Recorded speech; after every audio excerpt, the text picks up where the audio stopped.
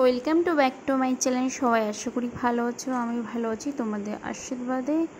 আজ রাধাষ্টমী, সবার কাছে আমি খুবই ধন্য। ঠিক আছে, রাধাষ্টমী সবার ভালো কাটুক আজকে। আর আমি আজ রাধাষ্টমীর জন্য রাধাকে আজকে সাজিয়েছি, তারপর স্নান করিয়েছি, সেটা তোমাদের কাছে আজকে শেয়ার করতে চাইছি।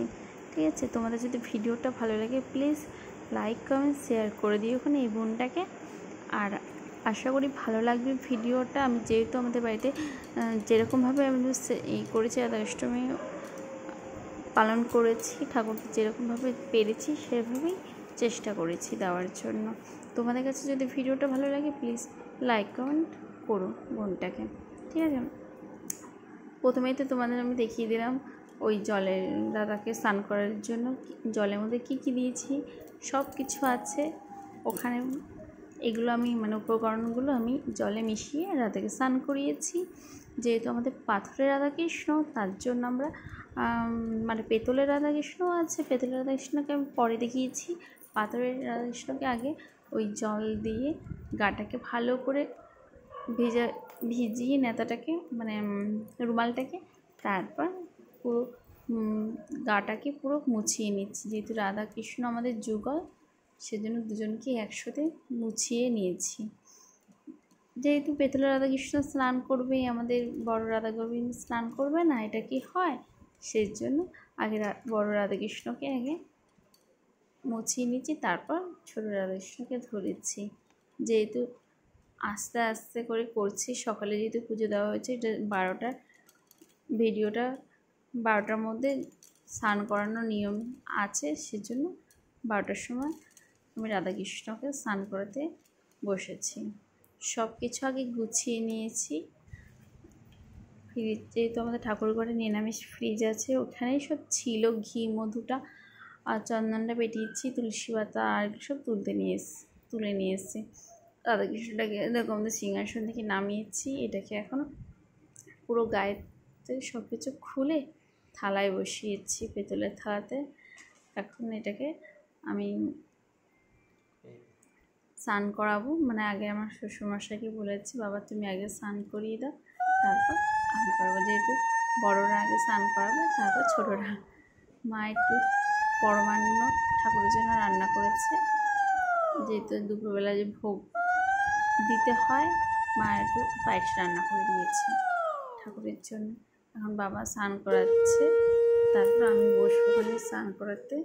মা বলছে তুমি কর, আমি এখন, তোরাই তো করবি ভবিষ্যতে, তাই তোরাই এখন কর, তারপর আমার না করলেও চলবে। বাবা বলল ঠিক আছে আমি আগে করে নিই, তারপর তুমি করবে। বাবা করে উঠে গেছে, তারপর আমি বসে পড়েছি এখানে স্নান করাতে। দেখো আর কি সুন্দর স্নান করাচ্ছি এখানে তুলসী পাতা দিয়ে। আর ওদিকে নয়নতারা ফুল ছিল, ঘরে গোলাপ ছিল। তোমরা যদি এরকমভাবেই ঠাকুরকে স্নান করিয়ে থাকো, তাহলে আমাকে একটা কমেন্ট করে জানিও বোন, যে আমি তোমার মতন স্নান করিয়েছি, আমি তাতেই খুশি। ঠিক আছে, জানি না তোমাদের মতন হয়েছে নাকি, আমি যেটুকু পেরেছি সেটুকু দিয়েই চেষ্টা করেছি আমি দাদাকে স্নান করার জন্য। তোমাদের যদি রাধা গোবিন্দের স্নানটা ভালো লাগে প্লিজ লাইক কমেন্ট করে দিও। ঠিক আছে, আমার ভিডিও তো এখন কেউ দেখতেই চাও না কেন গো? আমি কি এতটাই খারাপ ভিডিও করি যে আমার ভিডিও দেখার মতন না? হ্যাঁ বলো, তোমরা এই ভুলটা করো না। আমি যেহেতু যেটুকু পারি সেটুকুই তোমাদের ভিডিওটা শেয়ার করি। ঠিক আছে, আমার হয় না সব সময়, তাও যেটুকু পারি আমি চেষ্টা করি। এখন স্নান করিয়ে রাধা গোবিন্দকে আমি এখন মুছিয়ে দিলাম। তারপর সুন্দর করে ড্রেস ঘর থেকে বের করে, যেহেতু ড্রেস নতুন কেনা হয়নি, এই পুরনো ড্রেসেই পরিয়ে দিয়েছি, মালাটা নতুন, চুড়িটা নতুন। তারপর ঠাকুরকে এখন মা বললো আমি নিবেদন করে দিচ্ছি। আমি ঠিক আছে দাও। আমি আবার ফল কেটে দিলাম, ফল বানিয়ে দিয়েছি। তারপর মাকে বলছি, মা একটা রাধা গোবিন্দের জন্য মালা তৈরি করি। মা বলল তাহলে কর। কিনে আনতে পারিনি, যেহেতু বাজারে যাওয়া হয়নি তাই আর কেনা হয়নি, সেজন্য আমি নিজের হাতেই ঠাকুরকে একটা মালা বানিয়ে দিয়েছি। তোমাদের যদি মালাটা ভালো লাগে প্লিজ লাইক কমেন্ট করে দিও। এই বোনটাকে নয়নতারা ফুল দিয়ে আর একরকম একটা বেগুনি কালারের ফুল দিয়ে আর দুপাটি ফুল দিয়ে সাদা ফুল দিয়ে বানিয়েছি। ঠিক আছে, জানি না কেমন হয়েছে। ওই যদি তোকে একটু পিঙ্ক কালারের দুপাটি ফুল থোকা। গাঁদা ফুলটা আগে মালা ছিল 2 দিন আগে, ফ্রিজ থেকে বের করে আমি খুলে দিয়েছি। আর রাত্রেবেলা মেনু হয়েছে লুচি আর সুজি। সবাই রাধাকৃষ্ণর ভক্ত, সেজন্য বাড়িতে রাধা গোবিন্দ থাকাকালীন রোজই কীর্তন হয় বাড়িতে, তাই আজকের দিনও বাড়িতে কীর্তন আরম্ভ হয়েছে। সেজন্য বললাম যে তাহলে মা বললো তাহলে লুচি আর সুজি কর সবার জন্য।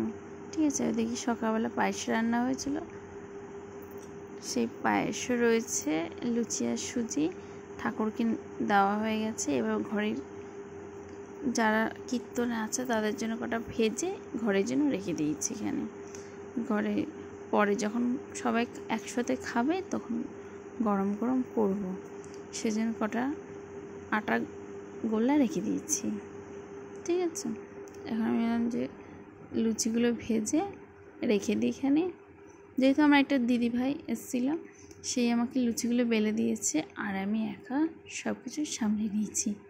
লুচি করা থেকে সুজি করা থেকে আরেক দিদিভাই আমার সুজিটা করাতে হেল্প করেছে আর মা পায়েসটা করেছে। ঠিক আছে, ওই দেখো এতগুলো গোল্লা রয়ে গেছে আর এই দুটো।